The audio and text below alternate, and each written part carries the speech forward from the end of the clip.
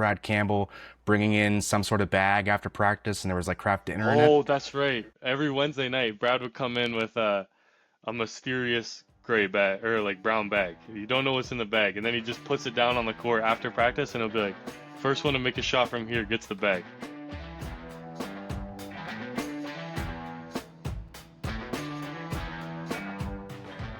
Hello and welcome into Suns Out Stangs Out, Radio Western's newest summer Western Mustang sports show. My name is Alex McComb and I am your host. This is the first episode of the show and I am joined by OUA All-Rookie Team member and Western men's basketball rookie phenom, Owen Urquhart. Owen, thanks for joining me this offseason. Yeah, thank you for having me. I appreciate you having me out here for your first episode.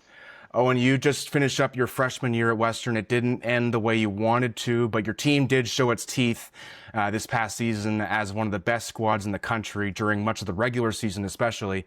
What was it, especially in the fall, that ignited such a strong push at the beginning?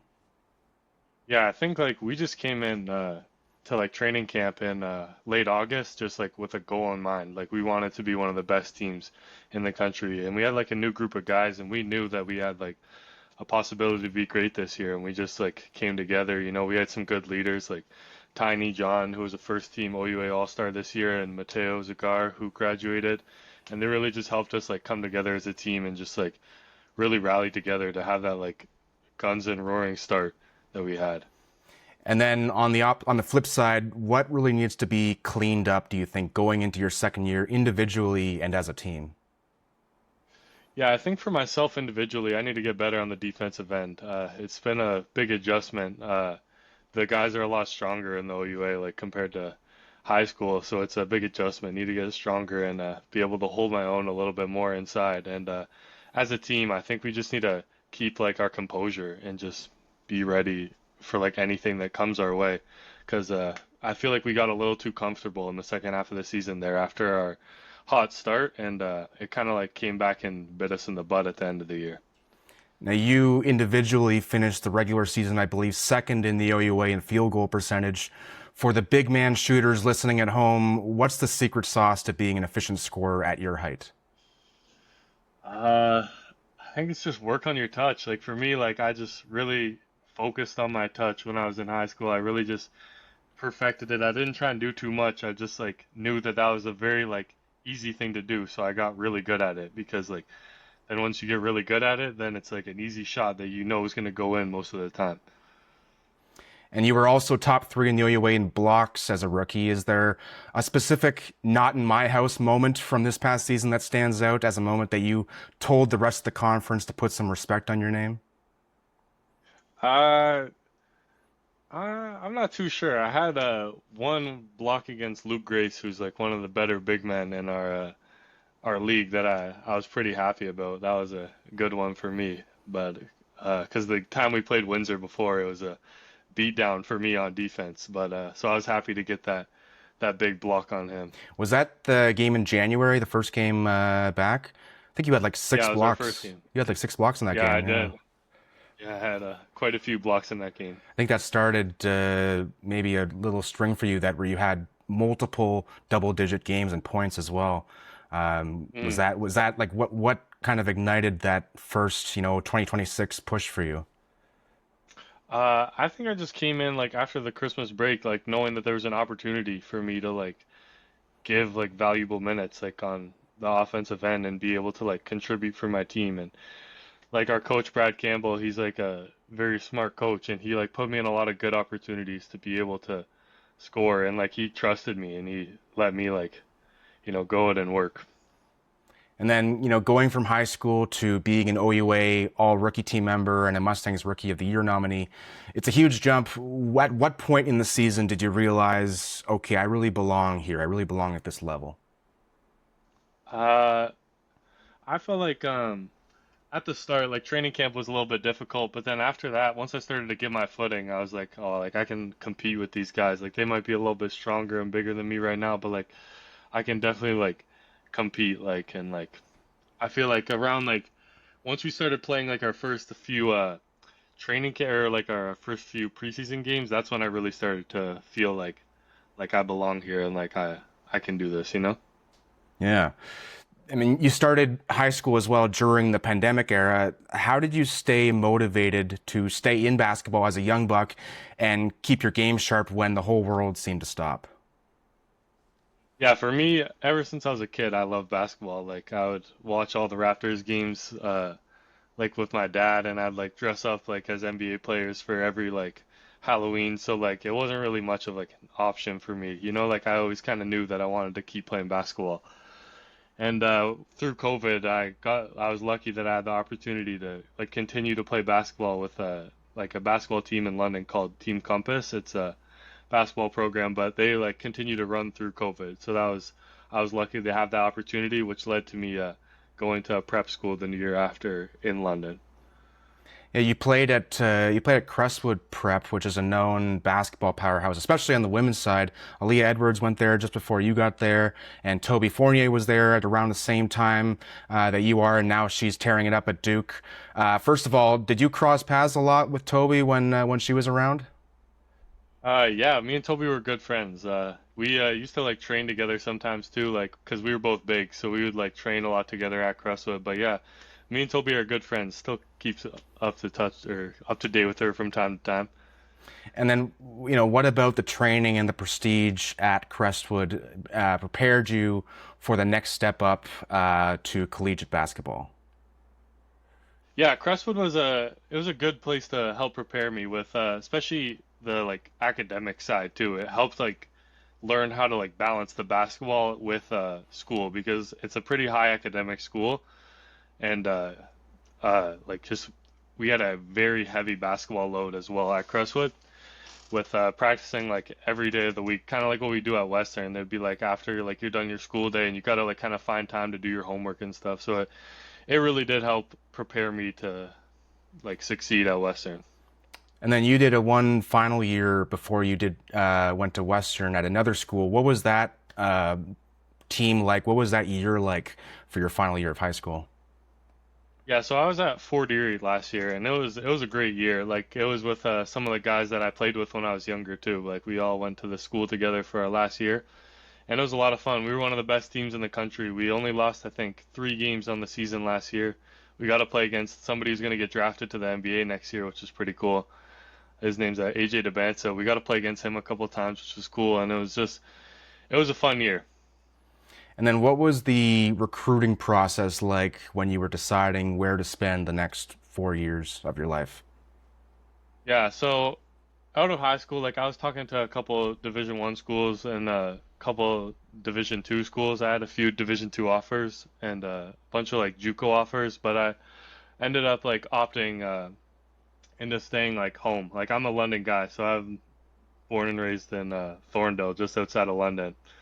And I decided that I wanted to come home because I've been away from home for 3 years for high school for prep basketball. So I decided I wanted to come home, and I liked what Brad Campbell was running around here, so I was more than happy to come home. And every freshman has to pay their dues. What was your most rookie moment this year? Did you have to carry bags? Did you get pranked? Did somebody leave a fish in your locker or something like that? We actually got pretty lucky. Our older guys were pretty nice to us this year. We just had to get the balls from our locker room, and since me and Joe Begley we're both from London, and we had cars, we had to drive all our vets home after practice, which Okay. wasn't too bad. I guess you got some good bonding time there, like talking to each other in the car and stuff like that. Yeah, for sure. It was kind of nice. It wasn't too bad at all. Nice, nice. What were those weekends away like? I remember being on the football team for Western from 2016 to 2019, and there would be karaoke on the bus. But for the basketball team, what were some of the most memorable moments of the year off the court and away from home? Yeah, I mean, me and Joe, we got really close this year, just being like two rookies, like, and we like got a dress this year, which was a lot of fun, and we got to play a lot this year. So we would always have to share a seat on the bus because we were the two rookies. So we ended up just talking a lot. We got really close, and that was a lot of fun. And we had a couple karaoke days too. Me and Joe, we would whip it out, but some of the older guys were not a big fan, but it's all good. What can you do? But yeah, like I'd say our trip to North Bay was pretty fun this year. It was long trip though, but it was fun. We got two big wins too out there against Laurentian and Nipissing, which were fun, and it just helped make the whole trip a little bit better. Yeah, I saw on the video posted by the team's Instagram account where everyone or almost everyone on the roster said you and Joe had the best bromance on the team. I think Joan is what the pairing was called. What makes you two have such good chemistry? Uh, it's funny, like I've known Joe for so long, like we both played against each other growing up, but we never were really too close. Like we just kind of knew of each other. If we saw each other, we'd say hi. But then when we both came to Western, it's kind of funny. We were hanging out on homecoming, and then we just started like talking. We were like, dang, like we're pretty similar. Like we just kind of like started realizing we had so much stuff in common, and then ever since then we just became super close and just all happened from there. Collegiate sports are known for their traditions. That's what makes these sports unique to the pros. What's your favorite tradition on your team? Whether it's something you guys do at practice or games or on the bus to away games, what's your favorite that you can think of?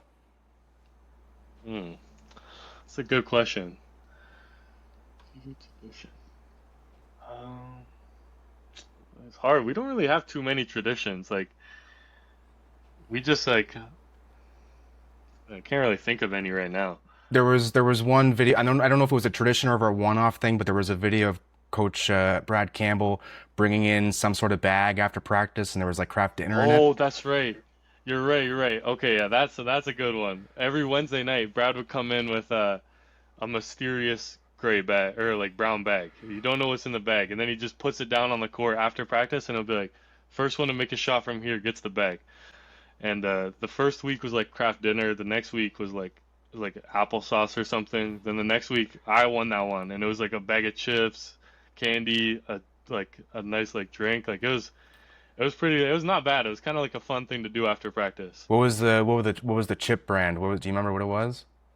Yeah, I got sweet chili heat Doritos, Is so is that your number one? good for me. Yeah, I'm a Nice. I'm a big Was the fan. candy was that like a specific brand or was it just like general stuff? Oh, I don't remember. I remember I gave some of it away, but it was good. I can't remember what it was though, but it was some good stuff. It was some quality candy. Now, is there any vet in particular that really helped in your development this season? Um, I feel like all of our vets helped like in different ways. Like Tiny was a great leader. It was good to play against like Ty Cody because like we're both big men, and I learned a lot from him because like he's another big that I gotta go against every day. You know what I mean? And he's the guy who led the OUA in field goal percentage. So it was nice like seeing him every day too, and like seeing like what goes on. And Mateo was also a great leader, just like how hard he works every day and how he never takes a day off and how hard he goes. And Amran just showing like his like IQ and stuff. It's just they're all like helpful in different ways. Yeah, and you also mentioned earlier how Brad Campbell is a very smart coach. I remember when I was ending my football career at Western, and I was going towards working with the Gazette, and I was the basketball and volleyball beat reporter for the Gazette, and I would go to all the basketball games. And he's always had a reputation for being a very intense personality on the court, someone who looks like you just don't want to really piss off. Very similar to my former coach, Greg Marshall. Can you tell people Yeah. what he's really like behind closed doors? Do you have any funny stories with him? He's not as bad as he seems like in a game. In the game is that's his peak. He's that's when you're gonna see him the most mad because most of the time we're just not executing the offense like he wants us to, and we're just like going off script from what he wants. So then he'll get a little angry. But in practice, he's a pretty calm guy actually, surprisingly, like from what you'd see like in games. But yeah, he's a good coach, nice guy. Funny stories with Brad. That's a hard one. I don't want to get in trouble here. So, Yeah. uh, uh, not too many. I'm trying to think. Oh, it was like well, this is just like more of like a fun like team bonding story. Like he has like all the guys over at his like house at the start of the year, at the end of training camp every year, and it's kind of like a fun experience, just like hanging out with like your new teammates and stuff. How you like coach's house, and just kind of showing that like he's a person too. Yeah, yeah, that's always really good when coaches are able to, show their human side when they're, compassionate and not just, screaming and yelling all the time. During a game, do you think he's usually more upset or more yelling more at the ref or more yelling more at you guys? Uh, that's hard. It's torn. He does like to get in the ref's ears a lot though, but depends on the game. Depends if we're executing, it's gonna be at the refs for sure. Like if we're doing what he wants us to do, he'll be on our side going at the refs the whole time. But then sometimes if we're just not executing at all, not listening to what he's saying, then it's like the refs aren't gonna save you guys. It's like this is on you guys. Who are some of the other coaches from your past who you want to shout out who are part of the reason why you're where you are right now? Yeah, I definitely say Dave Brown. That's my first ever basketball coach. I definitely want to show him out. He kind of like helped just like guide me even to this day. Like I still go and talk to him all the time, and he still like helps me out. Still get in the gym with him from time to time. Jay Lawrence is another guy who helped me out a lot throughout the years. Still get in the gym with him, and he always is out there for advice. Both these guys are always there to help me, and I'd say Steve Houston, who's my last like high school coach. He helped me out a lot, just like helped teach me a lot about the game, and get me ready for university, especially. A lot of fans and media get caught up with some of the more on court stats and accolades, but what's something unique about you that people wouldn't know just by watching you play? What are the secret lives of Owen Urquhart? Um, I can play the trumpet. That is one of my secret talents. I can Do juggle you do also. you have the trumpet somewhere here? It's in the basement Oh, right okay. I now. was gonna ask you to But play it. yeah. Oh yeah, that was. Yeah, I don't know if it's still as good as it used to be, but as a kid, I was pretty good. My grandpa he's a big like musician, so he kind of taught me how to play and stuff as a kid. You said you're a juggler as well? Yeah, a little bit. I kind of just learned. Like I was kind of bored in my room one day, and I just started like just trying to learn, and eventually it just kind of clicked. Nice. Yeah. Um, I kind of want to go back quickly to the Western recruiting. What made Western, the big place to go? When did Western appear in your head for, places to play basketball after your high school career?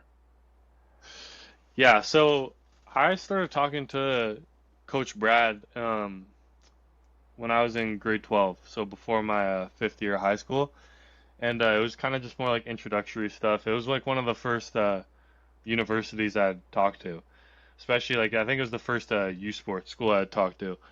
And it was kind of like talking, and then I was like, yeah, I'm interested in coming, especially because like a hometown guy, and I love the campus too. Like it's a beautiful school, and like both of my parents went to Western as well. Like my dad played volleyball at Western back in the day, so it's kind of like there's a little bit of family ties here as well.